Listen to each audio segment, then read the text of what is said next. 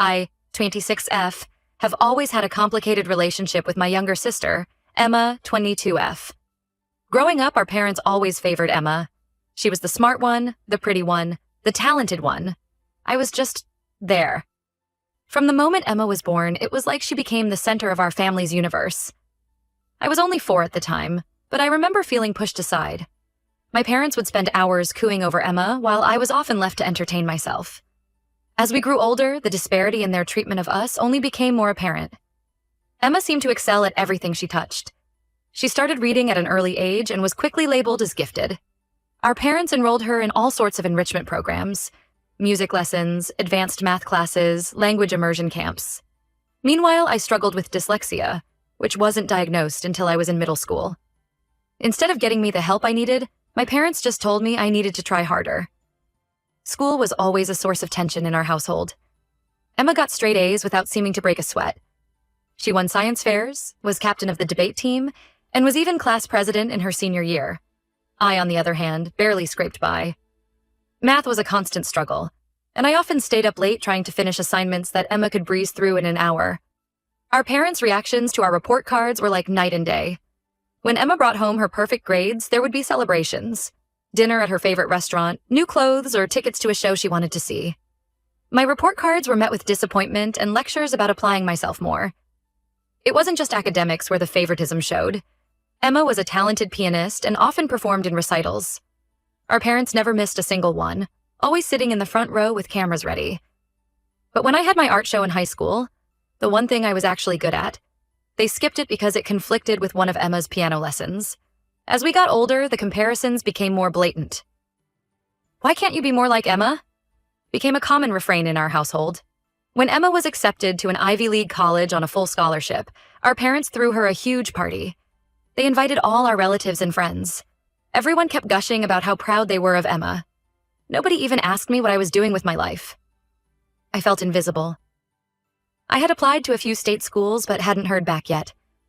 When I finally got an acceptance letter from a decent university, my parents' reaction was lukewarm at best. They made some comments about how at least I was going to college, but it was clear they were disappointed I hadn't achieved Emma's level of success. It was around this time that I met Jake, 28M. We were both working part-time at a local coffee shop. Jake was the first person who really saw me and appreciated me for who I was. He didn't compare me to anyone else or make me feel inadequate. With him, I could just be myself. Jake and I started dating, and for the first time in my life, I felt truly happy. He encouraged me to pursue my passion for art, something my parents had always dismissed as a hobby. With his support, I decided to major in graphic design at college. Our relationship progressed quickly. We moved in together after a year of dating, much to my parents' disapproval. They thought I was rushing things and kept pointing out how Emma was focusing on her studies instead of boys. But Jake and I knew what we wanted. We got married last year in a small ceremony. My parents and Emma barely acknowledged it, too busy preparing for Emma's upcoming graduation. For the past few months, Jake and I had been trying to get pregnant. We were overjoyed when we found out I was expecting. It felt like finally something good was happening in my life. Jake was ecstatic and immediately started making plans for the nursery. For once, I felt like I had something to be proud of, something that was just mine and not overshadowed by Emma's achievements. Last weekend was Emma's college graduation. As expected, our parents threw her another big party. They rented out a fancy restaurant and invited what seemed like half the town. All the focus was on Emma and her accomplishments. People kept asking her about her plans for grad school and her internship at a prestigious company. I sat in the corner, feeling ignored as usual. When it was time for toasts, I suddenly felt overcome with anger and resentment. All these years of being second best, of feeling invisible in my own family, came rushing to the surface. As soon as Emma finished her speech about her bright future and how grateful she was for our parents' support, I stood up. Without really thinking it through, I announced that Jake and I were expecting a baby. The room went silent. Then everyone started congratulating us. For once, people were paying attention to me instead of Emma. Relatives were hugging me and asking about due dates and nursery themes. It felt amazing to finally be the center of attention. But the feeling was short-lived. Emma looked furious. Her face turned red and she stormed out of the party. My parents followed her, completely ignoring me. They didn't even stop to acknowledge my news. Later that night, they called to berate me. They said I was selfish and immature for stealing Emma's thunder and ruining her special day. My mom went on a long rant about how I've always been jealous of Emma and how I need to grow up. My dad said he was disappointed in me and that I should have known better. I tried to defend myself, to explain how I've always felt sidelined and just wanted to share my happiness. But they wouldn't listen. They demanded that I apologize to Emma immediately. When I refused, they hung up on me. Jake thinks I did nothing wrong. He says Emma and my parents have been mistreating me for years, and I deserve to have my moment too. He pointed out how they've never celebrated any of my achievements. So why should I have to tiptoe around Emma's? But now my whole family is mad at me. Emma isn't speaking to me at all. My parents keep sending angry texts. Even some of my extended family members have reached out to say I acted inappropriately. I'm starting to doubt myself. Was I really the asshole for announcing my pregnancy at Emma's graduation party? Should I have just stayed quiet and let Emma have her moment like I've always done? Or was I right to finally stand up for myself and claim some attention? Aitia for announcing my pregnancy at my sister's graduation party? Update 1. It's been 2 weeks since the graduation party incident, and things have only gotten worse with my family. The constant stress and tension are starting to affect my health, which worries Jake. Emma hasn't spoken to me at all since the party. She's blocked me on all social media platforms and even changed her phone number. I found this out when I tried to reach out to her to explain my side of things. It hurt more than I expected, realizing that my own sister had cut me off so completely. My parents, on the other hand, won't stop calling. But it's not to check on me or the baby. Every conversation turns into a lecture about how I've ruined Emma's moment and how I need to make amends. They're demanding that I apologize to Emma, but when I try to explain my side, they shut me down and say I'm being dramatic. Yesterday, my mom called with some news that made my blood boil. Apparently, Emma is planning a do-over graduation party next month. My parents are fully supporting this idea and helping her organize it. They said I'm not invited unless I apologize to Emma and promise not to make the event about me. This was the last straw. I finally snapped and told my mom that I was done being the family scapegoat. I said that they've always favored Emma and made me feel worthless. I brought up specific incidents from our childhood, like the time they forgot my 16th birthday because they were busy preparing for Emma's piano recital. Or how they paid for Emma's summer programs abroad but told me to get a job when I wanted to attend a local art camp. I reminded her about the time I won a regional art competition in high school. Instead of coming to the award ceremony, they attended one of Emma's debate tournaments. I had to get a ride from a friend's parent and sat alone while other kids celebrated with their families. I also brought up how they barely acknowledged my college graduation. They showed up late to the ceremony and left early, citing that they had to prepare for Emma's summer internship. They didn't even take any photos of me in my cap and gown. My mom got defensive and said I was exaggerating. She claimed they've always treated us equally and that I was just jealous of Emma's success. When I pressed her for examples of how they've supported me, she couldn't give any concrete ones. She just kept repeating that I needed to apologize to Emma and stop causing drama. I told her that I had nothing to apologize for. Emma has had countless celebrations and moments in the spotlight. This was the one time I had some good news to share, and they couldn't even be happy for me. I said that until they acknowledge how unfairly they've treated me all these years, I don't want to hear from them. My mom started crying and saying I was tearing the family apart. She tried to guilt trip me by saying the stress wasn't good for the baby. She even suggested that maybe I wasn't ready to be a mother if I was still holding on to childhood grudges. That comment hurt more than anything else she'd said. I hung up on her after that. I was shaking with anger and hurt. Jake found me crying in our bedroom and held me for a long time. He reassured me that I did the right thing by standing up for myself. He pointed out how my parents have never taken responsibility for their actions and how they always twist things to make me the bad guy. Jake suggested that we start setting boundaries with my family. He thinks we should limit contact with them, at least until after the baby is born. Part of me agrees with him, but another part feels guilty. Despite everything, they're still my parents, and Emma is my only sibling. The thought of cutting them out of my life and my child's life is daunting. But then I think about all the years of feeling inadequate, of having my achievements dismissed, of being compared unfavorably to Emma. I think about how they've never really celebrated anything in my life. Not my art, not my marriage, and now not even my pregnancy. And I wonder if having them in my life is worth the constant pain and self-doubt they bring. Jake has been incredibly supportive through all this. He says I did the right thing by standing up for myself and that I shouldn't let them manipulate me anymore. But I can't help feeling conflicted. Am I really the one destroying our family? Should I just apologize to keep the peace? Or do I stand my ground and risk losing my family altogether? I'm trying to focus on my pregnancy and stay positive for the baby's sake. Jake and I have started attending birthing classes and shopping for nursery furniture. These moments of normalcy and excitement help balance out the stress from my family situation. But every time my phone rings or I see a new email notification, I feel a sense of dread.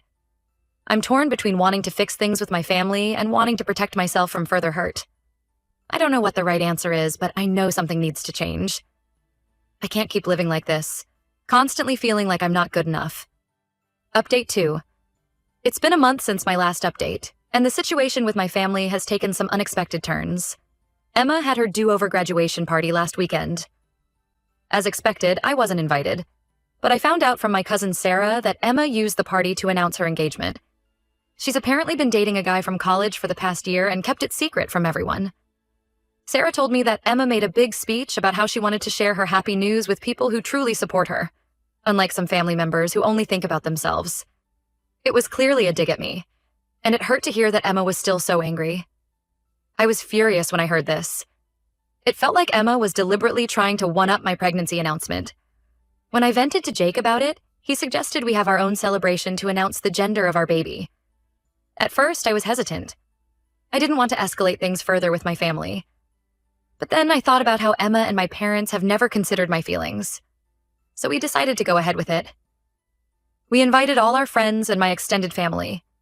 I made sure to invite the relatives who attended Emma's party, including Sarah. To my surprise, many of them showed up, including my grandparents.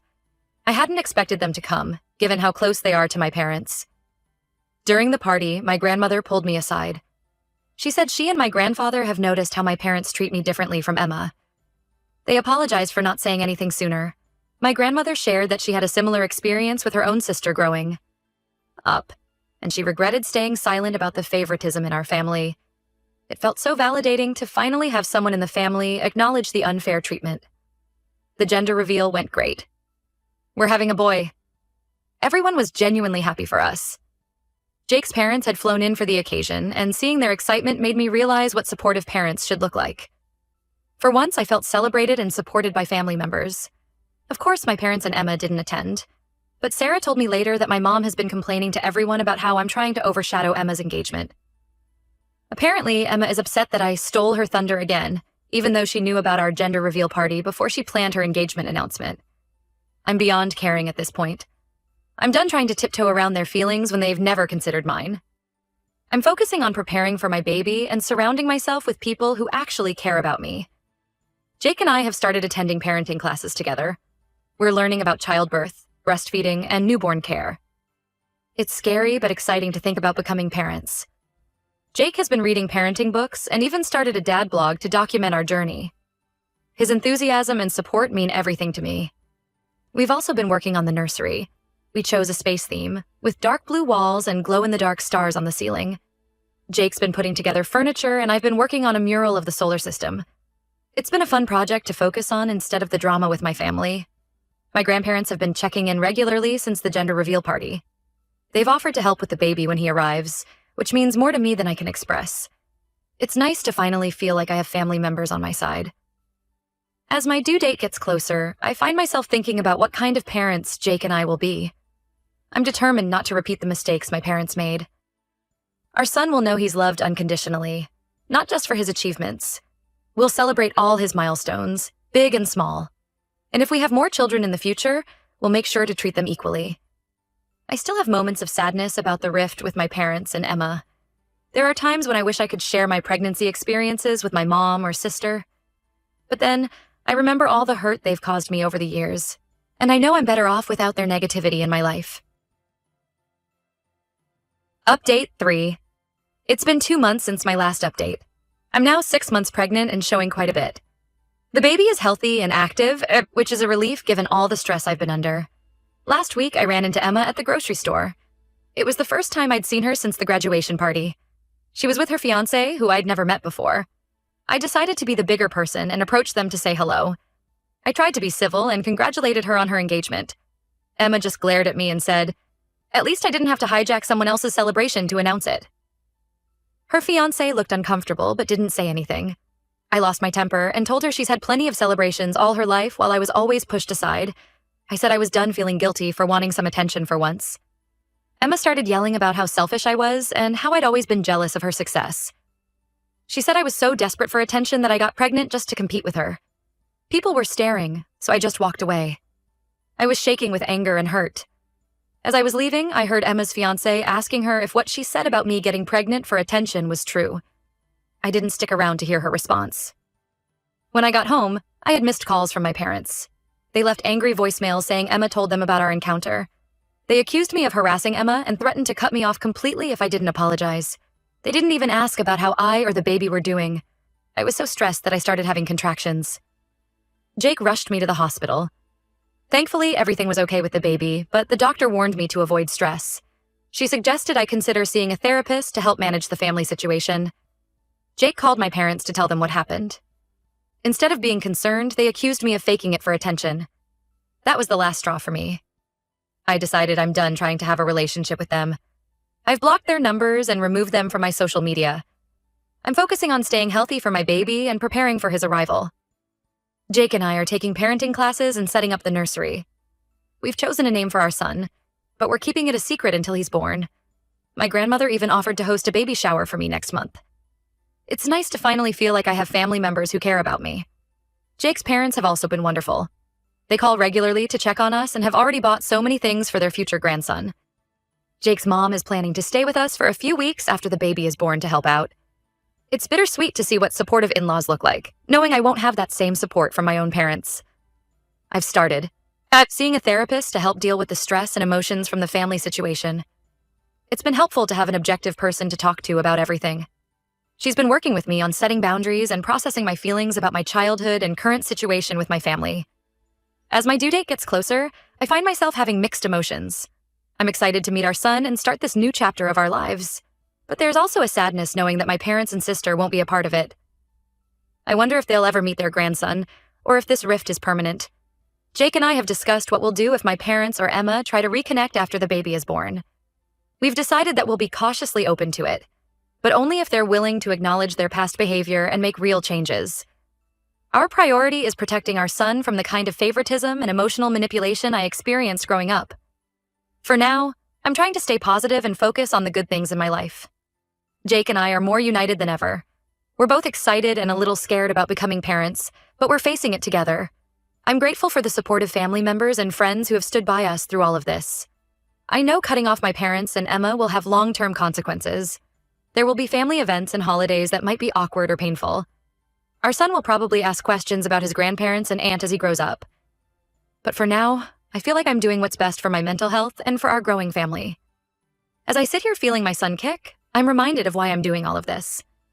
I want him to grow up in a home filled with love and support, where he's valued for who he is, not just for his achievements. I want him to know that it's okay to stand up for himself and set boundaries with people who hurt him, even if they're family. I don't know what the future holds for my relationship with my parents and Emma. Part of me hopes that someday we can reconcile and have a healthy relationship. But another part of me is at peace with the possibility that this might be a permanent estrangement. Either way, I'm committed to breaking the cycle of favoritism and emotional neglect with my own child. For now, I'm taking it one day at a time, focusing on my health, my marriage, and preparing for our son's arrival. It's not the family situation I imagined having when I pictured becoming a mother, but I'm grateful for the loving support system we do have. Whatever happens, I know Jake and I will face it together, and our son will always know how loved and wanted he is.